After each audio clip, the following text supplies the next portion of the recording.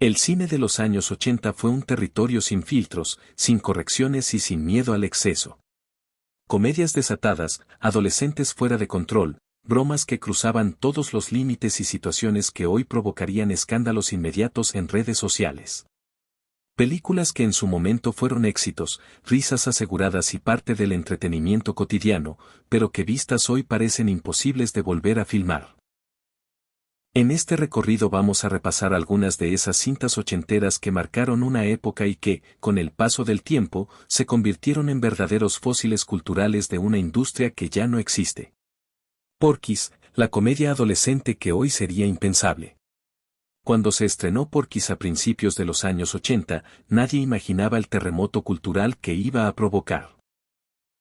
No solo porque se convirtió en una de las comedias más taquilleras de la década, sino porque capturó sin filtros una visión de la adolescencia masculina que hoy sería dinamita pura para cualquier estudio. La película no intentaba ser profunda ni moralizante.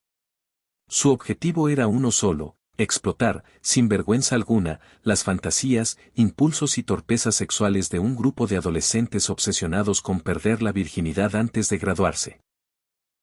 La historia gira alrededor de un grupo de estudiantes de secundaria que viven permanentemente gobernados por las hormonas. No hay sutileza. No hay metáforas elegantes. Todo es directo, exagerado y grosero. El motor narrativo es simple y brutal, el sexo como obsesión central, tratado como trofeo, como objetivo de vida, como marcador de estatus social. Algo que en su momento se presentaba como humor picante, hoy se lee como una radiografía incómoda de una época donde muchas conductas eran normalizadas sin cuestionamientos. El famoso viaje al bar de Porky's es el corazón simbólico de la película. No es solo un gag cómico, es un ritual de iniciación. Un lugar marginal, grotesco, casi caricaturesco, donde los chicos creen que van a convertirse en hombres y terminan siendo humillados, estafados y expulsados como intrusos. Esa secuencia resume la lógica del film: el deseo masculino choca constantemente contra una realidad que lo ridiculiza, pero nunca lo cuestiona éticamente. Uno de los aspectos más polémicos de Porky's es su tratamiento del espionaje sexual. Las escenas ambientadas en los vestuarios escolares, donde los protagonistas observan a sus compañeras sin consentimiento, fueron presentadas como comedia inocente, casi como una travesura simpática. En su momento, el público reía. Hoy, ese mismo material sería suficiente para cancelar un proyecto entero antes de llegar al rodaje. No hay forma de justificarlo desde los estándares actuales, y justamente por eso la película funciona como documento histórico más que como simple entretenimiento. También es imposible ignorar la figura de los adultos en la historia. Lejos de ser referentes morales, aparecen como caricaturas, entrenadores obsesivos, figuras de autoridad violentas o directamente ridículas. El mundo adulto no corrige a los jóvenes, solo reacciona de manera exagerada o absurda. Esto refuerza la idea de que el universo adolescente de Porky's vive en una burbuja sin consecuencias reales, algo que hoy resultaría completamente inaceptable en una narrativa mainstream. El éxito de la película fue descomunal. Con un presupuesto relativamente bajo, recaudó cifras astronómicas y se convirtió en un fenómeno cultural inmediato. Generó secuelas, imitadores y hasta productos derivados que hoy parecen imposibles de concebir. Durante años fue emitida en televisión, alquilada en videoclubes y citada como un clásico del humor ochentero, sin que nadie pareciera cuestionar seriamente su contenido. Vista desde hoy, Porky's no es solo una comedia pasada de tono. Es el reflejo de una industria que explotaba el morbo adolescente sin frenos, de una sociedad que se reía de comportamientos que ahora generan incomodidad, y de una época donde la línea entre humor y abuso era peligrosamente difusa. No es casualidad que ninguna gran productora se atreva a tocar algo similar en la actualidad. Y sin embargo, ahí está su paradoja. Porky sigue siendo recordada, citada y discutida precisamente porque representa un tipo de cine que ya no existe. Un cine que no pedía permiso, que no pasaba por comités de sensibilidad y que no pensaba en hashtags ni cancelaciones. Gustara o no, fue un producto de su tiempo, y como tal, funciona hoy como una cápsula cultural que muestra hasta dónde llegaba el humor comercial en los años 80. Revenge of the Nerds, cuando la venganza cruzaba límites que hoy serían inadmisibles. Si Porky's representaba el lado más bruto y hormonal de la adolescencia ochentera, Revenge of the Nerds llevó ese espíritu a un terreno todavía más delicado, el del resentimiento social convertido en comedia. Estrenada en 1984, la película se presentó como una historia de reivindicación para los marginados, los raros, los intelectuales desplazados por los deportistas populares. Pero bajo esa capa aparentemente simpática, se escondía una bomba narrativa que hoy sería imposible de justificar. La premisa es simple: un grupo de estudiantes brillantes pero socialmente torpes llega a la universidad soñando con integrarse, ligar y vivir la experiencia universitaria ideal. En lugar de eso, son humillados, expulsados de su residencia y tratados como ciudadanos de segunda categoría por los atletas y las fraternidades dominantes. Hasta ahí, todo parece un relato clásico de David contra Goliat. El problema es cómo la película decide que los nerds se venguen. Lejos de optar por una superación limpia o una victoria moral, los protagonistas recurren a tácticas que hoy serían consideradas profundamente problemáticas. Espionaje con cámaras ocultas, invasión de la privacidad, humillación pública y engaños sexuales son presentados como actos de justicia poética. En los años 80, el público aplaudía. Hoy, esas mismas escenas levantarían una tormenta inmediata. Uno de los momentos más polémicos ocurre cuando los nerds instalan cámaras en los vestuarios femeninos y transmiten imágenes sin consentimiento. La película no solo lo muestra, sino que lo celebra como una travesura ingeniosa. No hay consecuencias. No hay cuestionamiento. El mensaje implícito es claro: si los buenos lo hacen, está bien. Esa lógica narrativa, aceptada en su momento, hoy es completamente insostenible. Pero la escena que realmente convierte a Revenge of the Nerds en material radioactivo para el cine moderno llega más adelante. Un personaje mantiene relaciones sexuales con una chica haciéndose pasar por su novio, usando un disfraz.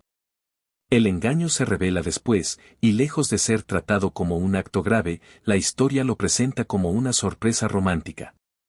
La chica no se enfada, no se siente traicionada, sino que termina enamorándose del nerd.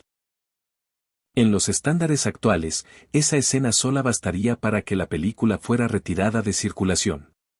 Más allá del contenido sexual, el film también refleja una visión muy cruda de las jerarquías sociales de la época. Los atletas son retratados como brutos sin cerebro, las chicas populares como superficiales, y los nerds como genios incomprendidos con derecho a vengarse del mundo. No hay matices. Todo está exagerado, caricaturizado y llevado al extremo para provocar risa inmediata, sin pensar en lecturas a largo plazo. Aún así, la película fue un éxito. No tan explosivo como Porky's, pero suficiente para convertirse en un clásico de culto. Multiplicó su presupuesto, generó varias secuelas y se instaló durante años en la televisión y el mercado del video. Para toda una generación, fue la fantasía definitiva. Los rechazados ganando, humillando a los populares y quedándose con el reconocimiento final. Con el paso del tiempo, Revenge of the Nerds se transformó en un caso de estudio.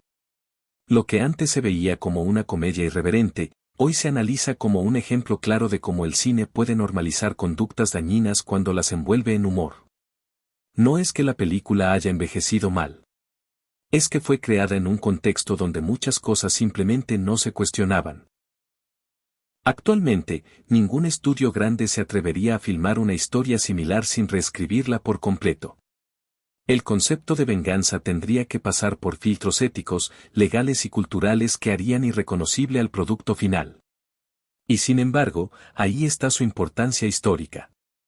Revenge of the Nerds no solo muestra cómo eran las comedias de los 80, sino cómo pensaba la sociedad que las consumía. Es incómoda, exagerada, ofensiva para los estándares actuales. Y justamente por eso resulta fascinante. No como modelo a seguir, sino como espejo de una época donde el humor no pedía permiso y las consecuencias rara vez importaban. Bachelor Party, la despedida de soltero que hoy sería dinamita pura. Antes de convertirse en el rostro amable del cine dramático, antes de los premios y los papeles respetables, Tom Hanks protagonizó en 1984 una comedia que hoy resultaría impensable para cualquier actor de primera línea. Bachelor Party no solo es una despedida de soltero llevada al extremo, es una muestra clara de hasta dónde llegaban las comedias de los 80 cuando decidían cruzar todas las líneas posibles sin mirar atrás. La premisa es sencilla y engañosamente inocente. Rick está a punto de casarse y sus amigos deciden organizarle la despedida de soltero definitiva. Pero lo que empieza como una fiesta rápidamente se convierte en un carnaval de excesos, caos y situaciones que hoy harían colapsar cualquier departamento legal de un estudio. Alcohol sin freno, destrucción de propiedades, animales involucrados, strippers, vandalismo y una escalada de locura constante que no da respiro. A diferencia de otras comedias de la época, Bachelor Party no intenta justificar moralmente nada. No hay lección clara, no hay crecimiento personal profundo. Todo se sostiene en una lógica muy ochentera, el descontrol masculino como rito previo al matrimonio, una última explosión de libertad antes de sentar cabeza. En su momento, esto se veía como algo cómico y hasta entrañable. Hoy, ese mismo planteamiento se percibe como una glorificación del comportamiento irresponsable. Uno de los aspectos más llamativos es el ritmo. La película no se detiene a pensar. Cada escena busca superar a la anterior en absurdo, como si el guión estuviera diseñado para preguntar constantemente qué tan lejos podemos llegar sin que el público deje de reír. En los años 80, la respuesta era clara, muy lejos. Lo que hoy sería considerado ofensivo o excesivo, entonces era parte del espectáculo. El humor de Bachelor Party se apoya en la exageración extrema y en personajes secundarios caricaturescos, casi de dibujo animado. Nada está pensado para ser realista. Todo es hiperbólico, ruidoso, incómodo y deliberadamente caótico. Ese tono, que en su época conectaba con el público joven, hoy sería acusado de irresponsable, machista y culturalmente insensible. También es importante entender el contexto. En los 80, el matrimonio todavía era visto como el punto final de la libertad masculina. Las despedidas de soltero funcionaban como una fantasía colectiva donde el exceso estaba permitido por última vez. El cine explotó esa idea sin filtros, y Bachelor Party es uno de los ejemplos más claros de esa mentalidad. La presencia de Tom Hanks resulta especialmente interesante vista desde hoy. Su carisma suaviza el caos, pero no lo elimina. Verlo envuelto en situaciones tan desbordadas genera una disonancia enorme si se lo compara con su imagen posterior. Es casi como observar una versión alternativa de su carrera, una que quedó enterrada cuando Hollywood empezó a redefinir qué tipo de comedias quería producir. Aunque Bachelor Party no alcanzó el estatus de culto de Porky's o Revenge of the Nerds, sí dejó una huella clara como símbolo de una era. Una era donde las comedias no pedían disculpas, donde el humor no se autocensuraba y donde el objetivo principal era provocar carcajadas inmediatas, sin pensar demasiado en cómo se vería todo décadas después. Hoy, una película así sería despedazada en redes sociales antes incluso de estrenarse. No por una sola escena, sino por el concepto entero. Y sin embargo, ahí radica su valor histórico. Bachelor Party no es solo una comedia descontrolada, es una cápsula del tiempo que muestra cómo el cine comercial retrataba la masculinidad, la fiesta y la responsabilidad en los años 80. No es una película para reivindicar, pero sí para entender. Porque sin títulos como este, no se puede comprender por qué el humor mainstream cambió tanto en las décadas siguientes. Joysticks, videojuegos, sexo y pánico moral ochentoso. En 1983 apareció Joysticks, una comedia que hoy parece casi una parodia involuntaria de los miedos culturales de su época. La película gira en torno a un salón de arcades, ese espacio sagrado de luces, ruido y adolescentes que, en los 80, representaba todo lo que muchos adultos temían: juventud descontrolada, tecnología nueva y diversión sin supervisión. La historia sigue a Eugene, un joven tímido que llega a un pequeño pueblo y termina trabajando en un arcade local. Ese lugar no es solo un negocio, es un punto de encuentro social, una extensión del dormitorio adolescente, un refugio donde se mezclan videojuegos, hormonas y rebeldía. Para los jóvenes es libertad. Para los adultos conservadores del pueblo, es una amenaza directa al orden moral. El villano de la película no es un criminal ni un monstruo, es un empresario ultraconservador obsesionado con cerrar el salón. Su argumento es simple y muy representativo de la época. Los videojuegos corrompen a la juventud, los distraen, los vuelven vagos y los empujan al pecado. En los 80, esta idea no era caricaturesca, era un miedo real que aparecía en noticieros, escuelas y reuniones de padres. Lo que Joysticks hace es llevar ese conflicto al extremo. El arcade se convierte en un campo de batalla cultural. De un lado, jóvenes que solo quieren jugar Pac-Man, Defender y Galaga. Del otro, adultos que ven en cada joystick una herramienta de decadencia moral. Y como buena comedia ochentosa, la solución no es el diálogo, sino el caos absoluto. El humor de la película está cargado de sexualización constante, chistes subidos de tono y situaciones que hoy serían directamente descartadas en cualquier mesa de desarrollo. Las mujeres son tratadas como objetos visuales permanentes, los adolescentes viven en una fantasía hipersexualizada y la línea entre comedia y explotación es, como mínimo, borrosa. Lo interesante es que Joysticks no intenta ocultar nada. No hay ironía moderna ni distancia crítica. La película abraza sin vergüenza su propio descontrol. Todo está exagerado, todo es ruidoso, todo es impulsivo. Exactamente como se percibía a la juventud desde la mirada adulta de aquellos años. También funciona como documento histórico del fenómeno arcade. Las máquinas aparecen como protagonistas reales, no como decorado. Para muchos espectadores actuales, ver esos salones llenos, con gente esperando turno, mirando jugar a otros, es casi ciencia ficción. Era una experiencia colectiva, social, física. Nada que ver con el gaming solitario actual. En su momento, Joysticks no fue una obra maestra ni pretendió serlo. Fue una película barata, rápida, pensada para aprovechar una moda en su punto más alto. Pero justamente por eso resulta tan reveladora hoy. Muestra cómo el cine comercial reaccionaba ante cualquier fenómeno juvenil, exagerándolo, sexualizándolo y vendiéndolo como comedia provocadora. Actualmente, una película así no solo sería criticada por su contenido sexual, sino también por su mirada simplista sobre la juventud y la tecnología. Paradójicamente, muchos de los miedos que ridiculiza siguen existiendo, solo que ahora se aplican a redes sociales, videojuegos online o teléfonos móviles. Joysticks es incómoda, torpe y excesiva, pero también es una cápsula del tiempo perfecta. Un recordatorio de cuando el cine se atrevía a explotar cualquier moda sin preocuparse por el mañana, y de cuando los videojuegos eran vistos como una amenaza cultural en lugar de una industria multimillonaria respetada.